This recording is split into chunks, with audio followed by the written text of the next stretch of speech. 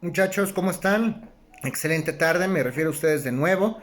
Espero que estén muy bien en sus casas, espero que sigan, por favor, dando pie y dando seguimiento a sus estudios. Recuerden que ya estamos en etapas críticas antes de llegar a algunas sesiones evaluativas.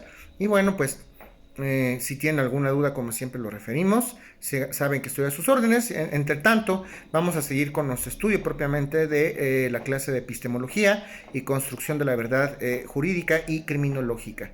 Y como siempre lo retomamos, pues estamos estudiando algunos postulados, algunas ideas, algunos conceptos de la criminalística desde el punto de vista de la filosofía y por ende de la lógica y de todas aquellas ciencias auxiliares que pudieran ayudarnos a estudiar esta disciplina o ciencia como lo es la criminalística. Entonces, el día de hoy vamos a estudiar algunos supuestos interesantes.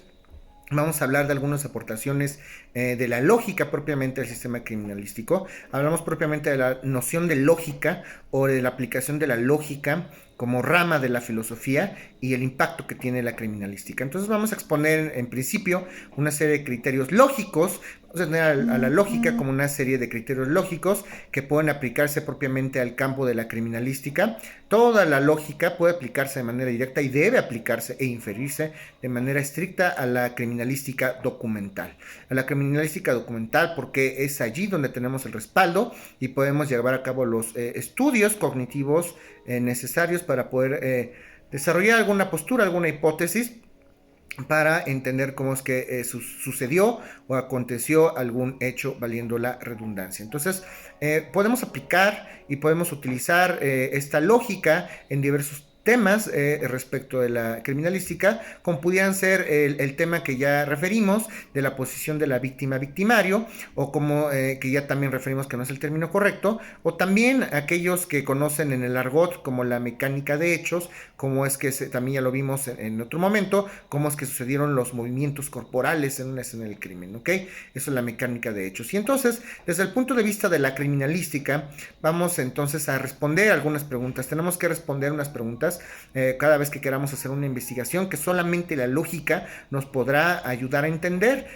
Preguntas como, ¿qué pasó? El simple qué, el dónde ocurrieron las cosas, cuándo ocurrieron las cosas, cuándo, quién fue la persona que cometió esas conductas, con qué objeto propiamente, cómo llevó a cabo las acciones, por qué llevó a cabo esas acciones. Todas estas preguntas deben de ser inferidas y respondidas desde el punto de vista lógico y nos ayudará entonces esta lógica para entender y como apoyo esta ciencia que es la criminalística. Entonces vamos a tomar como referencia en principio que el objetivo de la criminalística documental propiamente es esa estructuración, ese descubrimiento propiamente de una verdad objetiva o que ha atravesado propiamente por una serie de verdades que son relativas y absolutas. Entonces ese es propiamente el objetivo de la criminalística documental. Se trata de ordenar, se trata de sistematizar, de estructurar, se trata de descubrir y de concatenar propiamente esta serie de, o esta amplia gama de verdades que tenemos para llegar a una verdad objetiva. Y de esta manera, entonces vamos a hablar de dos tipos de verdades, de las verdades relativas y de las verdades absolutas.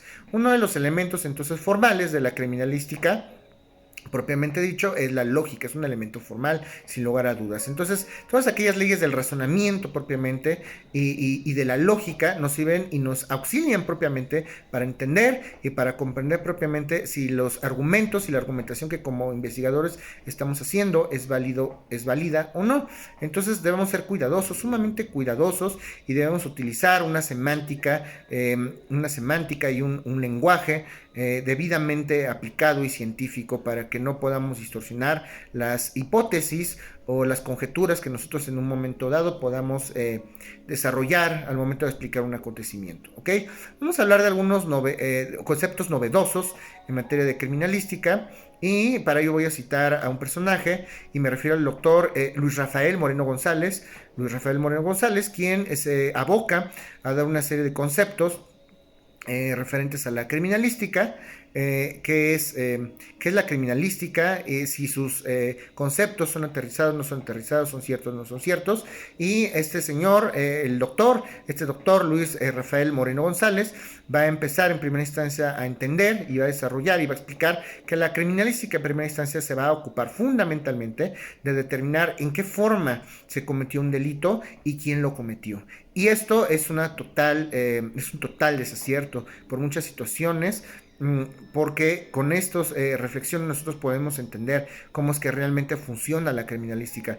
En primera instancia esto es incorrecto, ya que la criminalística no determina en ningún momento delitos, para eso tenemos al derecho. En primera instancia la criminalística lo que va a determinar son hechos, nada más, delitos no. Eso será labor del jurista propiamente dicho.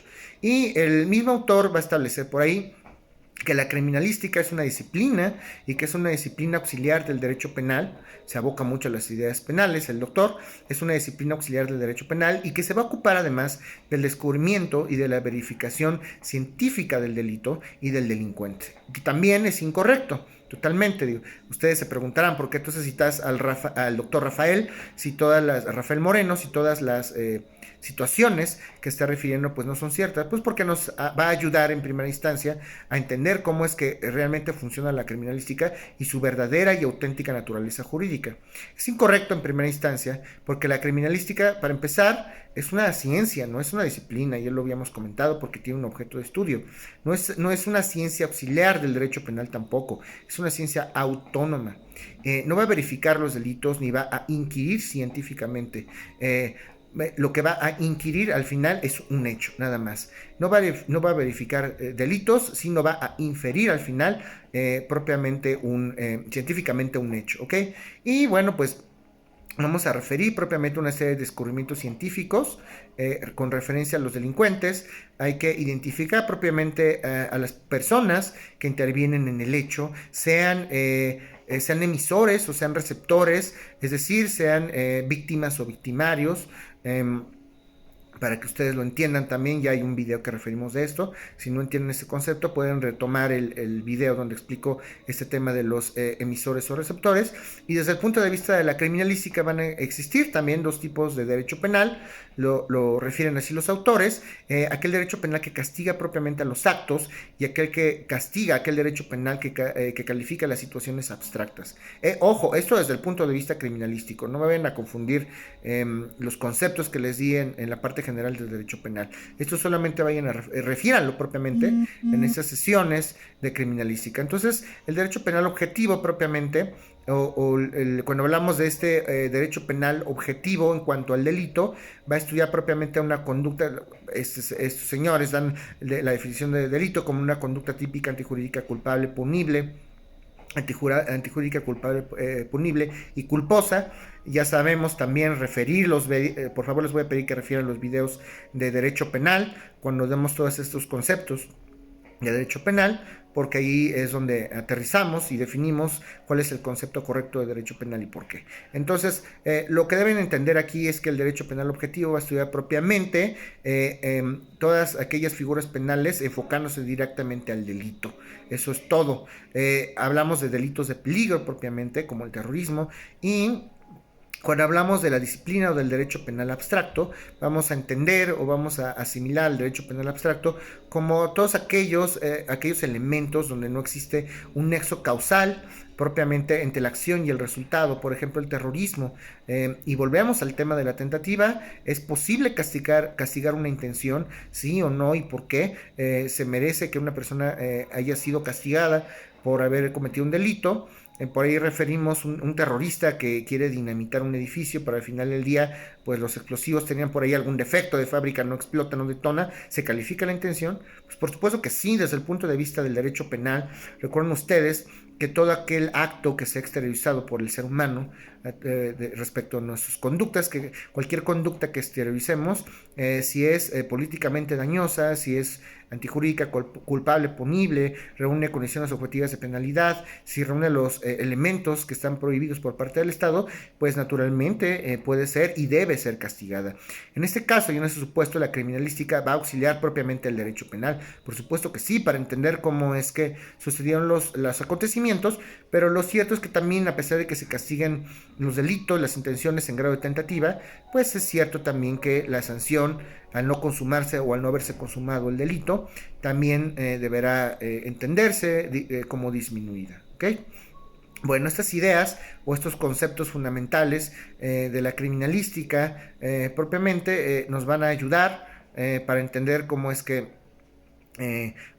va a auxiliar la criminalística a las disciplinas penales, de qué manera, cómo concibe la criminalística del derecho penal. Lo más importante de todos estos pensamientos es que quiero que ustedes hagan una distinción muy clara. Una cosa es criminalística y otra cosa es derecho penal. Sí, en algunos momentos la criminalística va a servirnos como apoyo en las disciplinas penales, pero es una disciplina autónoma, es una ciencia, y por eso es que retomamos algunas ideas del doctor Rafael Moreno. Entonces es importante que ustedes lo asimilen de esta manera. Lo entendemos hasta aquí el día de hoy, muchachos. Por favor, pónganse a estudiar, que ya vienen, como siempre les he comentado, los días de evaluación y por favor, yo deseo que todos tengan una calificación satisfactoria para ustedes mismos, porque sé que hay muchos que se están esforzando. Todos esfuércense, ánimo, y por favor, cualquier duda, como les he referido siempre, no dejen de referirme a los canales que ya conocemos, como pueden ser el Classroom, el correo electrónico, el chat grupal, un mensaje de voz, un mensaje de texto, como una llamada telefónica. Estoy ahí para ustedes y para lo que necesiten, ¿ok? Tengan ustedes una excelente tarde y quedo a sus órdenes, muchachos.